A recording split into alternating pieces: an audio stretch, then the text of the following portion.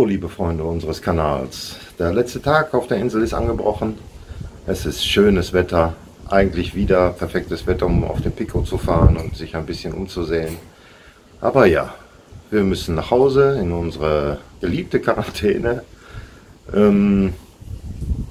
wir werden jetzt gleich noch schnell zum Haus fahren, dort noch mal kurz nach dem Rechten sehen, dann noch eine Stunde an unserem Strand sitzen und ja, dann geben wir so langsam das Auto ab und begeben uns zum Flughafen.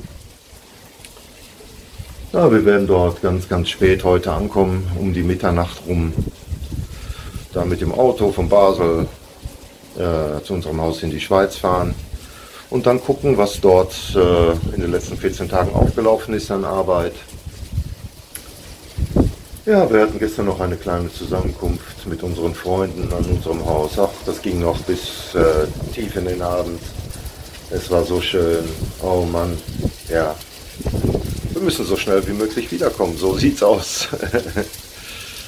Ja, jetzt verkochen wir noch schnell unsere letzten Habseligkeiten aus dem Kühlschrank dort in unserem Apartment und ja, packen unsere Koffer und werden dann so langsam zum Haus fahren. Ja, so sieht's aus. Und dann würde ich sagen,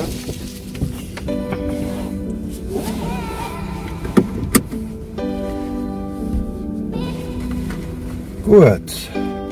Ja, hallo liebe Freunde unseres Kanals. Ja, der Tag der Abfahrt ist angebrochen, des Abflugs. Und jetzt ja, haben wir unser Apartment verlassen, machen die Fenster runter, weil es hier total warm ist im Auto. Schönes Wetter. Ja, 26 Grad haben wir es. Mitte Oktober, ist akzeptabel, hä? Ja, und jetzt fahren wir mal zu unserem Haus, schauen noch mal nach ein paar Sachen.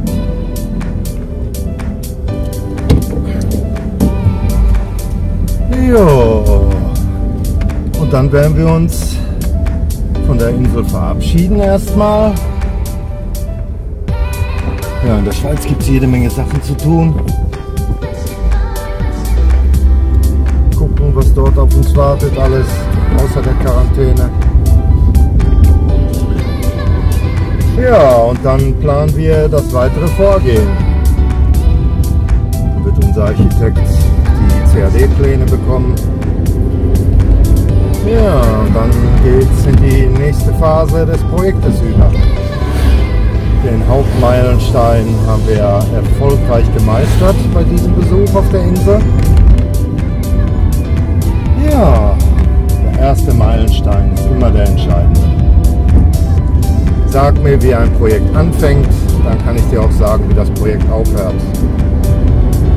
Das ist der Standardspruch des Projektmanagements. Und welches war der erste Meilenstein? Ja, der Kauf des Hauses, der erfolgreiche Kauf des Hauses.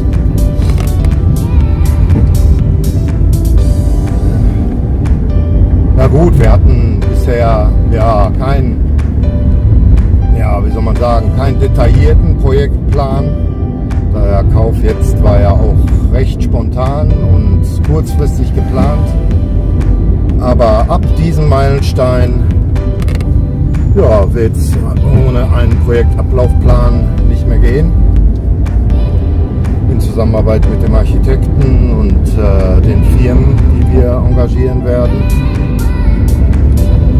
Ja, das wird etwas komplizierter, aber ja, manche Leute haben sowas ja sogar studiert. Projektmanagement. Von daher sollte das locker fluffig dann ablaufen. Mit allen Seiteneffekten. Ja, ich glaube, wir können stolz auf uns sein, was wir in den 14 Tagen jetzt geleistet haben, Schatz. Auf jeden Fall. Ja. Also, du hast jetzt gesagt, es war spontan, der Hauskauf, aber das war natürlich nicht so. Ja. Lange Häuser gesucht und versucht, zu einem Kaufvertrag zu kommen. Richtig, und auf richtig. Diesen Kaufvertrag, diesem Haus,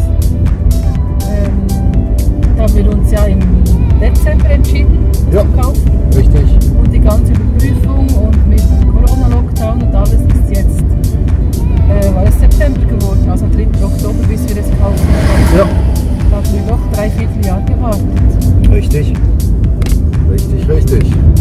wollte auch nicht so den Hauskauf selber, sondern natürlich den Termin, den Notartermin und so. Das war recht spontan. Aber wir standen ja bereit schon. Wir warteten Ja, quasi das am ist- Schluss warteten wir quasi jeden Tag auf einen Anruf, dass wir dann losfahren sieht's konnten. aus. Dann halt zum Flughafen und nichts wie hin und so. Ja, wir sind ja quasi jeden Tag mit dem Finger auf dem Go-Knopf aufgewacht. Ja. Das war auch ein bisschen eine Nervenprobe. Jo, gerade im Zusammenspiel mit Corona und dem ganzen Kram, ja. Ja. Das war schon nervenaufreibend. Aber auch diese Hürden haben wir erfolgreich genommen und da kann ich unserer Anwältin nur ein Kompliment machen. Oh, jetzt habe ich ihren Namen gesagt. Ja. Nee, das war sie gar nicht. Das Nein, war sie nein. gar nicht. Nein, das war Frau Meier. Genau. Da kann ich ja echt nur ein Kompliment machen, dass sie das Ganze so kurzfristig arrangieren konnte. Ja. Und sie hat auch gesehen, dass die Fallzahlen so langsam wieder hochgehen und so. Und sie hat das Risiko sofort erkannt. Ja. Es könnte jetzt jederzeit sein, dass komplettes Reiseverbot gibt wieder nach Portugal plus Inseln. Und dann hätten wir da wieder, was weiß ich, bis zum Frühjahr warten müssen. Wir hatten natürlich im Vorkaufvertrag, den wir im März abgeschlossen hatten, auch eine Frist gesetzt, bis wann die Kaufpapiere in Ordnung sein müssen und die Garage genehmigt sein muss. Richtig? Und das war auch Ende September. Ja. Denn sonst hätten wir sie jetzt, wenn wir das nicht alles bereit gemacht hätten, bis Ende September hätten wir sie auch in Regress nehmen können. Jo. Ja, hätten wir vielleicht auch nicht, weil das wieder Anwaltskosten und Sachen. Aber sie haben es auf jeden Fall geschafft. Sie wollten den Verkauf auch abschließen. Ja, richtig. Richtig. Und da muss ich sagen, das Ganze ist mit, soll ich das, ja, kann ich ruhig sagen, mit dem Maklerbüro KW Madeira ist das Ganze wirklich sauber abgelaufen. Da konnte unsere Anwältin auch nur sagen, also dass das alles so flüssig läuft mit dem Maklerbüro, da hätte sie jetzt auch nicht gerechnet und hat dem Büro eben auch ein Kompliment gemacht für die Durchführung. Aber dass das Ganze so locker flockig lief, lag, glaube ich, zum größten Teil an unserer Anwältin. Zum größten Teil. Ja, sie ist ja noch persönlich vorbeigegangen beim Maklerbüro, um mal zu sehen, Wie weit sie sind. ja, wie weit sie sind und ob da auch was geht. Ja, die ist bezahlbar. Wenn ihr in Portugal eine Immobilie erwerben wollt oder ein Stück Land oder so, macht es nicht ohne Anwalt. Macht es einfach nicht ohne Nicht Anwalt. ohne guten Anwalt, mit Patent, sowohl in Ja, ja. Portugal, Deutschland und die Schweiz. Also da können wir Stefanie, ich habe schon mal gesagt, aber ich sag's nochmal, wirklich nur empfehlen. Sie hat Erfahrung, jahrelange Erfahrung in dem Bereich. Ist nur in Portugal und auf den Inseln am Hin- und Herjetten, um dort Sachen zu organisieren. Ja, eine tolle Person und macht ihre Arbeit super. Super. Ja. 5 Sterne, mehr können wir dazu nicht sagen. Es hing auch alles ein bisschen an einem seidenen Faden. Wenn wir jetzt vor dem Abflug in der Schweiz Corona-positiv getestet worden wären, Ja. hätten wir nicht kommen können. So sieht's Bei aus. Stefanie dasselbe. Mhm. Ja, dann Ja. wäre wohl das alles wieder verschoben worden. Genau. Und was dann wieder für neue Vorschriften betreffend Corona waren, ja, wer weiß. Wir sind froh, konnten wir jetzt wirklich alles erledigen. Ja. Ja, und jetzt tut der Rückflug auch gar nicht mehr so weh, wie es früher immer so der Fall gewesen war. Ja, Sehnsucht nach der Insel bricht sofort am Flughafen wieder aus. Aber jetzt wissen wir haben hier einen Zufluchtsort auf der Insel. Ja.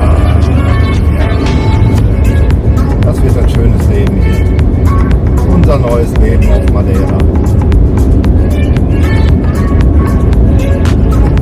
Aber es gibt halt noch ein bisschen was zu tun. Anfang ist gemacht.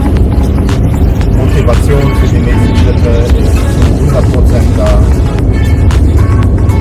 Ja, und da hoffen wir, dass ihr uns auch auf den weiteren Schritten und in Zukunft begleiten werdet auf unserem Kanal. Ja, es werden in den nächsten Wochen etwas weniger Videos kommen, natürlich, weil wir nicht mehr auf der Insel sind, aber es werden Videos kommen. Deswegen abonniert unseren Kanal, klickt auf die Glocke, damit ihr regelmäßig aktualisiert werdet. Genau. Nicht Sie, aber zumindest von Informationen über neue Videos bekommen. Genau. Ja. Like, dislike unsere Videos, gebt uns Feedback, positives oder negatives, dafür sind wir sehr, sehr dankbar. Ja, und wir glauben, dass euch viele Videos schon gefallen werden, sehr, sehr gefallen werden. Wir haben so viel Material. Ja. Oh, was wird er sagen? So, tanken gehen wir dann, glaube ich, auf dem Rückweg zum Flughafen.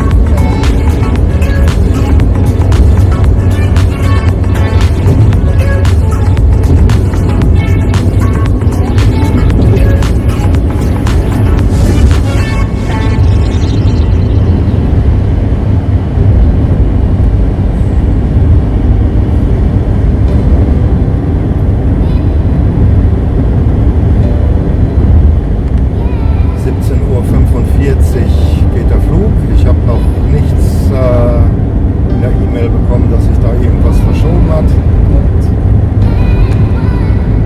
Unser Reiseveranstalter hat uns nur 2 Mails geschickt. Ja. Falls wir unsere Reise verschieben wollen und so. Aber wir waren ja dann schon hier. Ja, wegen den neuen Vorschriften. Ja, ja. Weil Madeira plötzlich auch auf der Liste ist. Jo.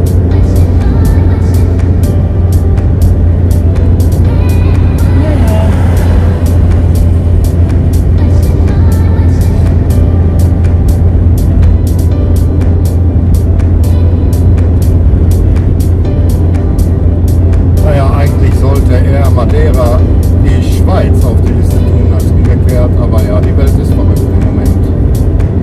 Du musst dich gleich über den Sinn unterhalten. Ja, genau, lassen wir das. Oh, das ist ein tolles Auto. Ja. Und dann die Wald mit Forstpolizei.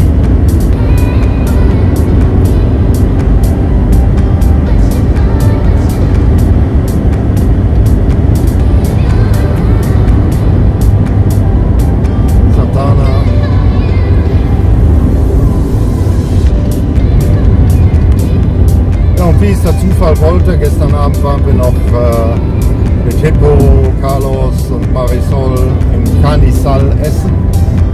Ja, und wie es der Zufall wollte, waren Manuel und Monika natürlich auch in demselben Restaurant. Ja, haben wir uns auch noch ein bisschen zu ihnen an den Tisch gesetzt und so. Und ja, die Insel ist halt nicht so groß, aber groß genug. Trotzdem, ja. Man läuft sich halt über den Weg, so ist es. Sie haben sich jetzt in São-Jorge auch noch ein Grundstück gekauft, irgendwie 1700 Quadratmeter, hat Manuel erzählt. Ja. Da werden wir uns in Zukunft auch öfters über den Weg laufen. Sowieso, wenn wir hier wohnen.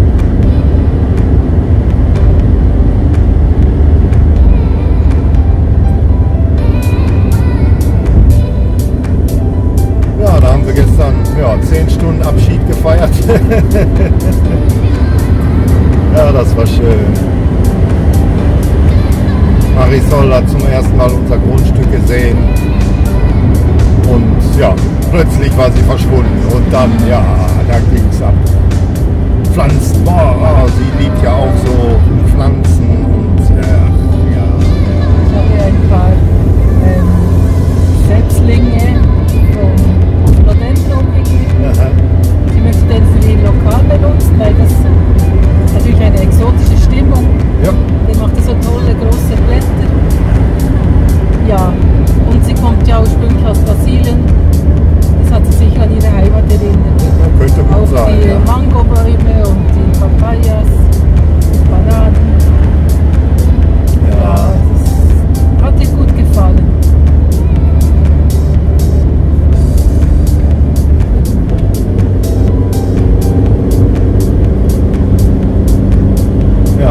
Carlos seinen Kommentar zum Land. Habe ich in einem anderen Video schon mal erwähnt. Es gibt da einen brasilianischen Ausspruch, der übersetzt auf Englisch so heißt: This land is your face. Ja, das hat mir total gut gefallen. Und damit hat er recht. Damit hat er recht. Und das Stück Land passt so gut zu uns. Ich glaube mittlerweile, wir hätten hier auf der Insel nichts gefunden, was besser zu uns gepasst hätte, als dieses Stück Land in Callao de São Jorge. Ja, vielleicht muss es am Schluss immer so sein, wie es ist. Ja.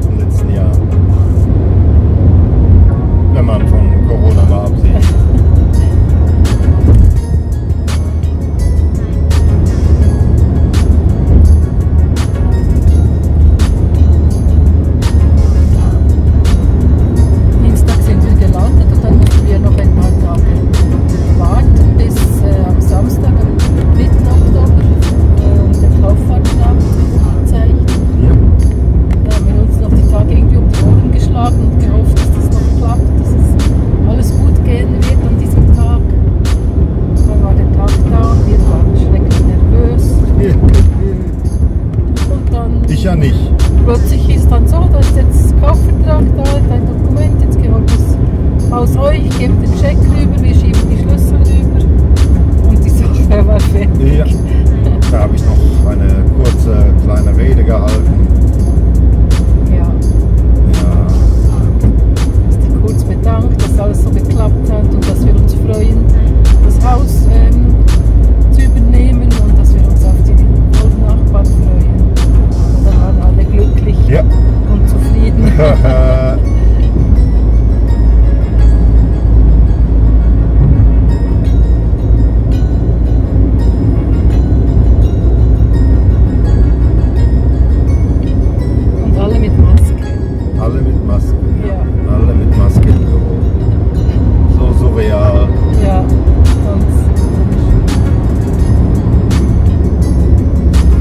Jetzt haben wir es 1:15, das ist okay. Ungefähr 3 Uhr, so kann auch 3:30 werden, möchte ich das Auto abgeben.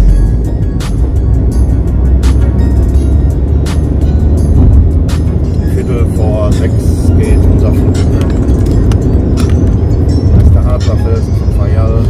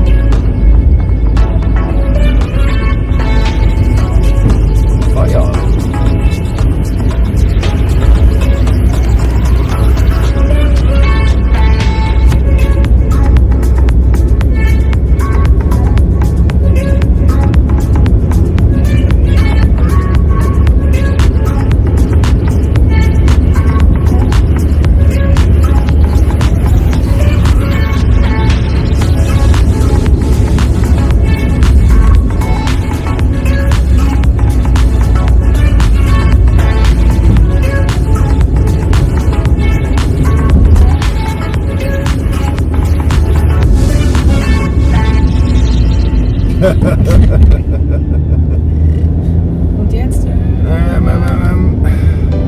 hat auch versucht, den Schwung mitzunehmen. Ja, aber mit quietschenden Reifen wird das nichts. Und dann ist irgendwie, hat er noch die Spur verloren. Die Idealspur. Quietschende Reifen sind Energieverlust.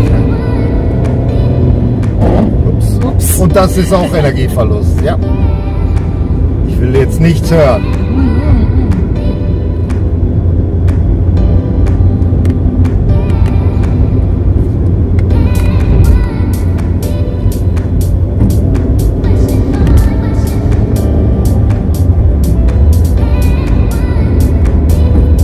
Ja, hier unten unter der Brücke ist die riesige Go-Kart-Bahn.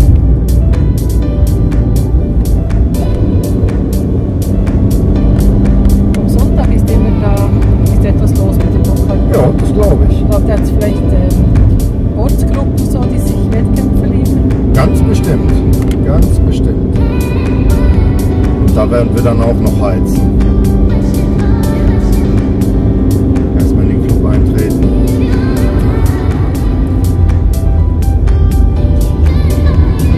Ich bin ja einen Seniorenclub gründen. Die Junioren werde ich vernaschen, wenn ich erstmal die Bahn kenne Ja. und 20 Kilo weniger habe. Ich glaube, das Gewicht ist vielleicht von Vorteil, dann kannst du schneller in die Kurve rein. Ja, nee. Massebeschleunigung ist halt, ja, ne. Aber bessere Bodenhaftung.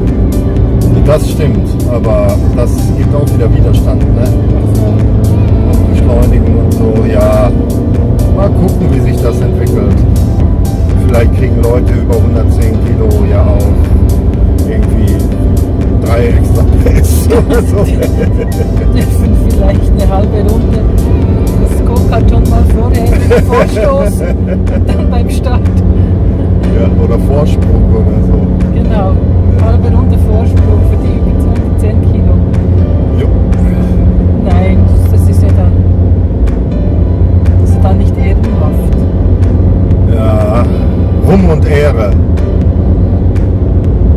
Wir haben einen leckeren Rum hier. Ja. Ja, ja. Aber an Porto da Cruz sind wir schon vorbei. Ja, wenn man da die Chance hat, mal rumzuprobieren. Ja, dann sollte man mal gucken, dass sie einem nicht die Proben für die Touristen geben, sondern mal hinter die Regale packen, mal echten Rum auszupacken. Ja, so Rum, der 30 Jahre plus alt ist, also eine kleine Pfütze in einem Glas. Ja, der hat schon eher die Konsistenz von flüssigem Honig. Mega aromatisch. Ja, da kann man sich an so einer kleinen Pfütze wirklich 20 Minuten aufhalten. So ein Genuss ist das. Kann man mit edlem Whisky auf jeden Fall vergleichen. Diese Geschmacksexplosion.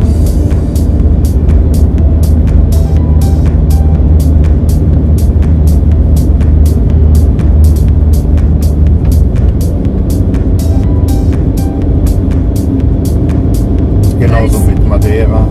30. Ja. Okay. Was ist hier los? Ich kümmert einfach niemanden, aber Arbeit. Ja, sind aber keine. Haben sie die Schilder nicht abgebaut?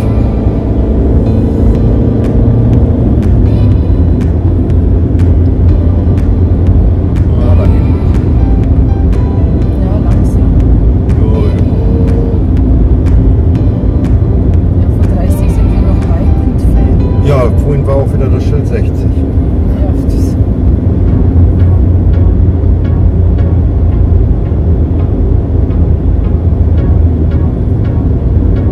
Oh, hier ist nichts. Ja, sind wir wieder in Santana, in der Heimat. That's good.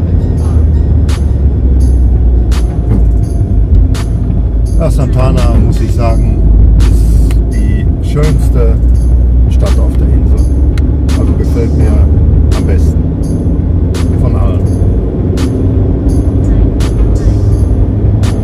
Die ganzen anderen Dörfer, zum Beispiel Porto la Cruz und Seixal und so, sind auch super schön, aber Santana ist natürlich schon eine etwas größere Stadt. Sie bildet ja hier oben auch die Region Santana. Und die Infrastruktur ist wirklich super intakt, die Straße gepflegt. Und die Aussicht, ja, muss ich nichts zu sagen.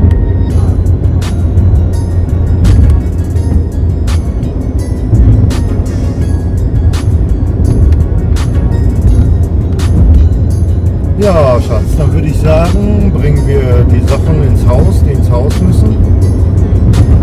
Ich werde den Autoschlüssel unter den Sitz legen.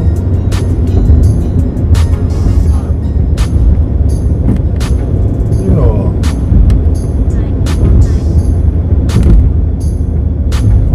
Und dann, Florenzo, noch kurz sagen, dass wir im Moment dass sie nichts tun sollen am Grundstück. Wir kommen dann so bald wie möglich wieder, Dezember, Januar. Sag ruhig Dezember. Ja. Dann können wir uns eventuell nochmal unterhalten oder so. Ja, oder eine andere Lösung finden. Wir verschieben unseren Entschluss jetzt auf jeden Fall. Ja. Ob sie was am Land machen sollen oder so. Da haben uns unsere Freunde auch zu beraten. Klar, wenn wir jetzt natürlich ein Jahr nicht kommen könnten, dann müssten wir uns etwas mit dem Land einfallen lassen. Aber dem ist ja hoffentlich nicht so.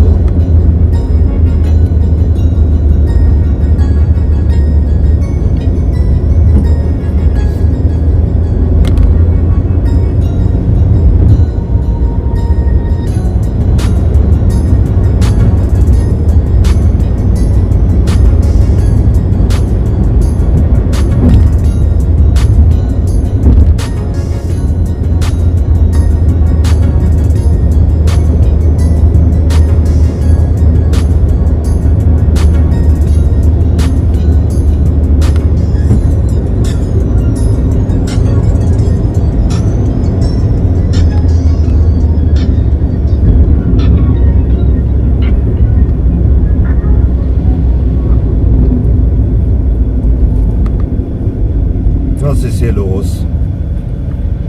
Ist hier ein Parkplatz? Wollt ihr alle zu uns?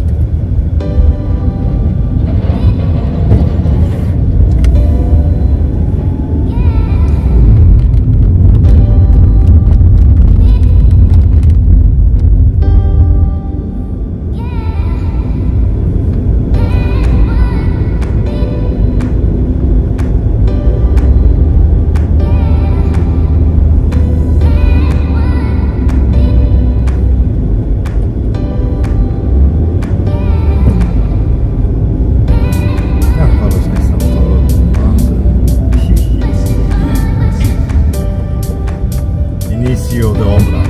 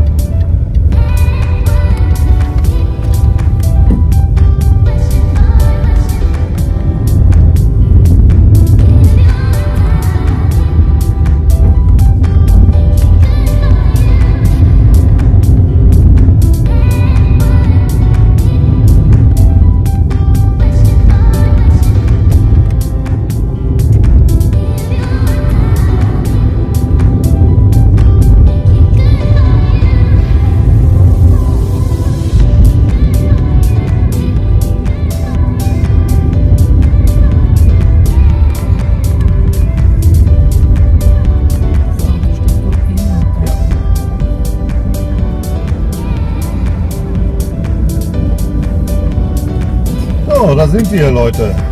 Jetzt gehen wir kurz ins Haus. Und ja, sagen wir bis später.